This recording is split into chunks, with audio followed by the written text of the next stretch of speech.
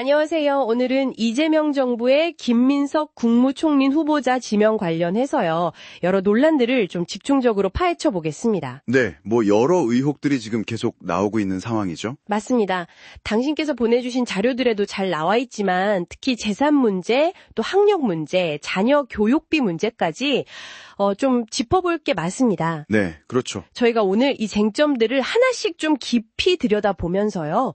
이게 어떤 의미가 있는지, 핵심은 뭔지 당신께서 이 사안을 보시는데 좀 도움이 되도록 한번 풀어가 보겠습니다. 네, 좋습니다. 우선 가장 좀 눈에 띄는 건 역시 재산 문제입니다. 이게 5년 전 재산 신고액을 보면 마이너스 5억 800만 원이었어요. 네, 마이너스였죠. 근데 그 이후에 정치자금법 위반으로 추징금, 이게 6억 1,600만 원 이걸 냈고요. 꽤 큰 금액이죠. 거기다 개인적으로 교회 헌금 2억 원, 생활비도 한 2억 3천만 원 썼다고 하는데 네, 지출이 상당했네요. 근데 올해 신고된 재산은 오히려 플러스 1억 5천만 원으로 늘었다는 겁니다. 이게 산술적으로는 좀 납득이 안 가는 부분인데 어떻게 봐야 할까요? 네, 바로 그 지점입니다. 많은 분들이 좀 고개를 갸웃하게 만드는 대목인데 국회의원 세비만으로는 이런 재산 변동, 이 자금 흐름을 설명하기가 좀 어렵다는 지적이 당연히 나올 수밖에 없죠. 그렇죠. 계산이 안 맞죠. 중요한 건 단순히 액수가 늘었다 줄었다가 아니라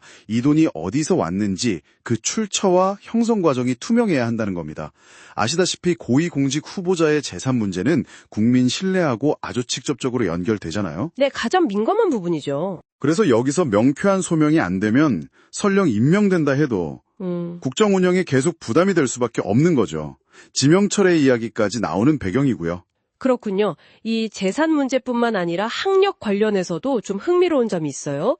2010년 당시인데 민주당 최고위원이었습니다. 지도부죠. 네, 중책이었죠. 근데 동시에 중국 칭화대에서 석사 과정을 마쳤다는 거예요.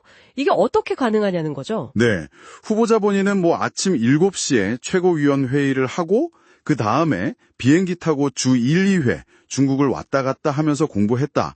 이렇게 설명을 했는데요. 그 해명 자체에 대해서도 지금 반박이 나오고 있죠. 맞습니다.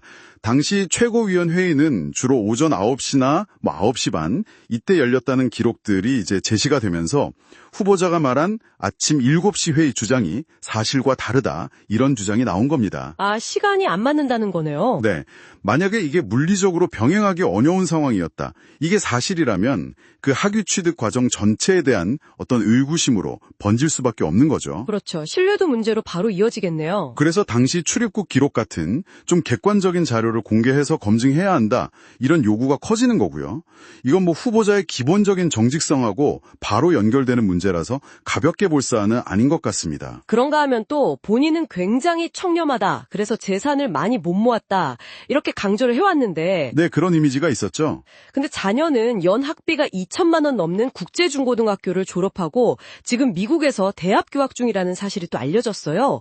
이 교육비 출처에 대한 의문도 제기됐습니다. 네, 이 부분에 대해서 후보자는 전 부인이 교육비를 부담했다. 이렇게 해명을 했고요. 하지만 이것도 그냥 말로만 할 게 아니라 증빙 자료를 내라 이런 요구가 있는 거죠. 그렇죠.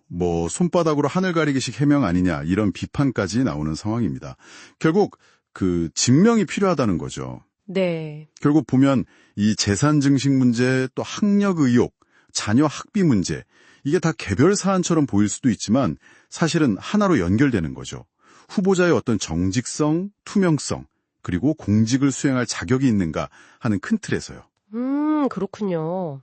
이런 여러 의문점들이 해소되지 않은 채로 총리가 된다면 앞으로 국정운영 동력을 제대로 확보하기 어려울 수밖에 없습니다. 당신께서도 이런 여러 의혹들을 좀 종합적으로 보시면서 후보자의 자질을 판단해 보실 필요가 있겠습니다. 네. 오늘은 이렇게 김민석 국무총리 후보자를 둘러싼 여러 쟁점들, 재산 형성부터 학력, 자녀 교육비 문제까지 당신께서 주신 자료들을 바탕으로 한번 짚어봤습니다. 의문점들이 정말 여러 군데서 제기되고 있는 상황이네요. 네. 이제 앞으로 인사청문회라는 공식적인 검증 절차가 남아있지 않습니까? 이 과정에서 오늘 저희가 얘기 나눈 이런 의혹들에 대해서 얼마나 설득력 있는 해명, 그리고 객관적인 자료가 나올지 이게 중요합니다. 그렇죠. 그냥 의혹 제기만 난무할 게 아니라 정말 실체가 뭔지 밝혀져야겠죠. 맞습니다. 그래야면 국민적인 의구심도 어느 정도 해소될 수 있을 테고요. 네, 맞습니다. 오늘 저희가 짚어드린 이런 내용들을 바탕으로 당신께서도 한번 좀 곱씹어 보시면 좋겠습니다. 예를 들자면 우리 사회가 고위 공직자에게 요구하는 어떤 정직성, 또 투명성의 기준은 어디까지여야 할까? 네, 중요한 질문이죠. 그리고 또 이런 의혹이 제기됐을 때 후보자 개인은 어떻게 소명해야 하고 또 우리 검증 시스템은 어떻게 작동하는 게 바람직한가? 뭐 이런 고민들을 한번 해보시는 것도 의미가 있을 것 같습니다.